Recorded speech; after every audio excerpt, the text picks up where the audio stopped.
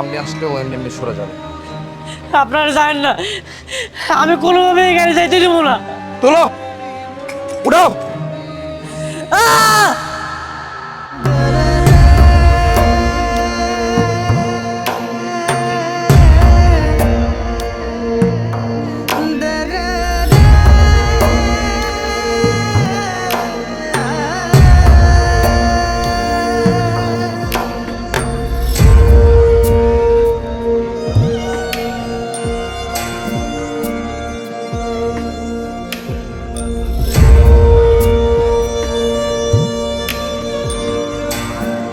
তার মানে তোমার এই দুর্ঘটনা ওই ইস্তেকের জন্যই হয়েছে?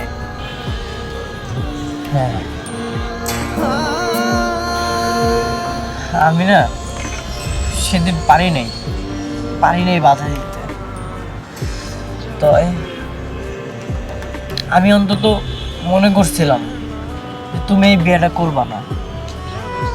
আমি অনেকদিন হাসপাতালে ভর্তি ছিলাম। তারপর যখন হাসপাতাল থেকে ফিরে আসি তখন জানতে পারি যে তুমি এই বিয়েটা কইরা ফেলাইছো। বিশ্বাস করো, আমি না কোনো সব ভাবি নাই যে তুমি এই বিয়েটা করবে। বড়লোক বাড়ির বউ হয়ে গেছো, অনেক ভালো আছো, সুখে আছো।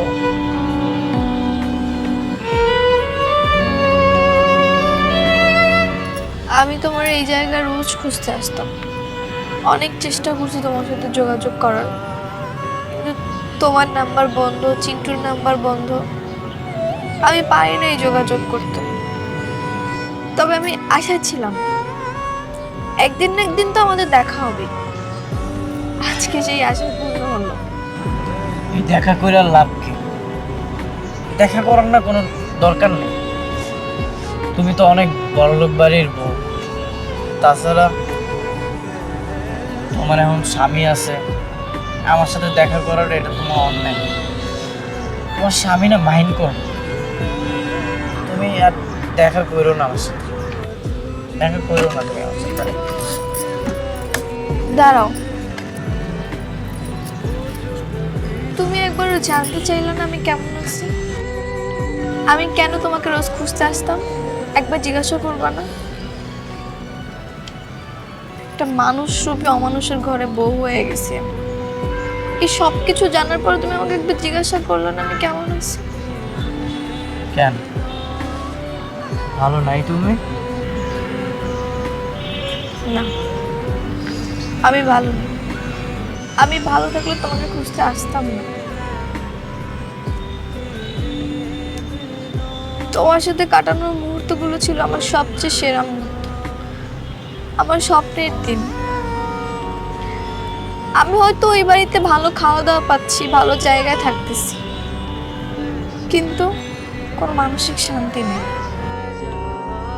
আমি আমার আগের সেই প্রাণচঞ্চল দিনে ফিরে যেতে চাই বা আমি যদি সবকিছু ছেড়ে তোমার কাছে আসি, তুমি কি আমাকে গ্রহণ করবে না? হয় না ভাবনা, তোমার স্বামী আছে, সংসার আছে, এটা অন্যায়। তোমার কে বলছে আমার স্বামী আছে, সংসার আছে?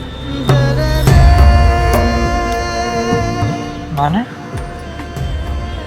বিয়ের আগে ওর বাবা আমার আব্বারে বলছিল ও নাকি ভালো হয়ে গেছে, কিন্তু সংসারে গিয়ে দেখি রোজ মাতলামি করতো, বাসায় ফিরতো না, মারামারি করতো, অনেক নেশা করতো। একবার তো জোর করে ওর বাবা রিয়াবেও পাঠিয়েছিল, কিন্তু রিয়াব থেকে ফিরে এসে নিজের বাবারই খুন করছে। এখন সে জেলে। কি কইতেছো তুমি এইগুলা? সত্যি? ইবান, আমি তোমার সাথে বাঁচতে চাই। আমি আগের মতো আবার সুন্দর করে বাঁচতে চাই। তুমি কি আমাকে গ্রহণ করবা না? দেখো ভাবনা, আমি এখন পঙ্গু। কেন তুমি আমারে শুধু শুধু তোমার বোঝা বানাইবা? কোনো দরকার নেই। কোনো সমস্যা নেই, ভালোবাসার মানুষ কখনো বোঝা হয় না, বরং আমি তোমার সাথে থাকলে আমি নিজের অপরাধী কম মনে করবো। সত্যি কইতাছ? হ্যাঁ সত্যি। আমরা আবার নতুন করে সবকিছু শুরু করবো। চলো আমরা গিয়ে আবার সেই ফুলের বিজনেস করি। তুমি চিন্টুরে আবার গ্রাম থেকে নিয়ে আসো।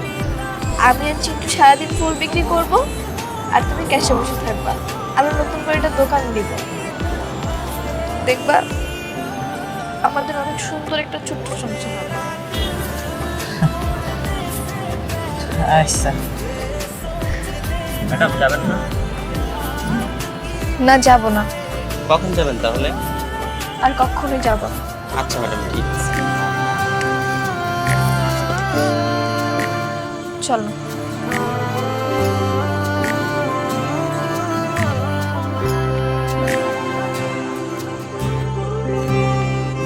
প্রতিটি ভালোবাসাই পূর্ণতা পায় শান্তির মাধ্যমে। ছোট্ট এই জীবনে অর্থ সম্পদের চেয়ে শান্তিতে থাকাটাই বেশি প্রয়োজন। অর্থ সম্পদ সুখ দিলেও শান্তি দিতে পারে না।